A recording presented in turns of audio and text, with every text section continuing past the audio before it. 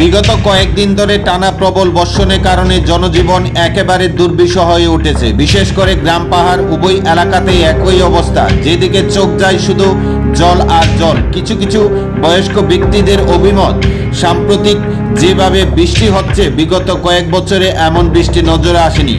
একই অবস্থা গোটা সোনামুড়া মহকুমার বিভিন্ন প্রান্তে। নদী, নালা, খাল, বিল থেকে শুরু করে মানুষের জলাশয়, এমনকি পুকুর বর্ষার জলে ভেসে গিয়ে একাকার। গ্রামীণ এলাকার রাস্তাঘাট অবধি ভেঙে চুরমার। এছাড়া মহকুমার দক্ষিণাংশে কাটালিয়া মোটর স্ট্যান্ডের অবস্থা বেহাল। মোটর স্ট্যান্ডটি কিছুটা নিচু অবস্থায় থাকার পরিপ্রেক্ষিতে চতুর্দিকে জল এসে একেবারে প্লাবিত হয়ে যায়।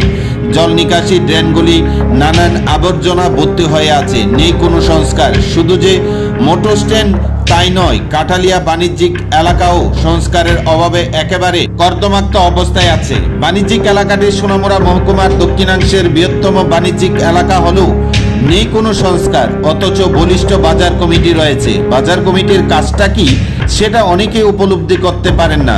শুধুমাত্র যদি কোনো ব্যবসায়ী মারা যান, নামমাত্র সকাল থেকে 10টা পর্যন্ত বন্ধ রাখা হয়। তাছাড়া বিগ বাজার কমিটি প্রকৃত অর্থে কাজ কি বোঝা মুশকিল।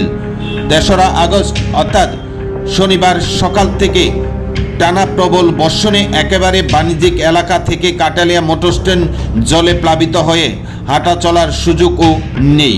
কিছু কিছু মানুষের দাবি উঠেছে অতি দ্রুত জল রাস্তার দুই পাশে বাণিজ্যিক এলাকায় এবং মোটর স্ট্যান্ড এলাকায় যে সমস্ত ড্রেন রয়েছে এগুলি যেন সংস্কার করে দেওয়া হয় পূর্ত দপ্তরের পক্ষ থেকে, নতবা মানুষের দুর্ভোগ আরও বাড়বে এই বর্ষার সময়ে। সংবাদ মাধ্যমে শনিবার দুপুর 12টা 30 মিনিটে এমনটাই দাবি রাখেন এলাকার জনগণ।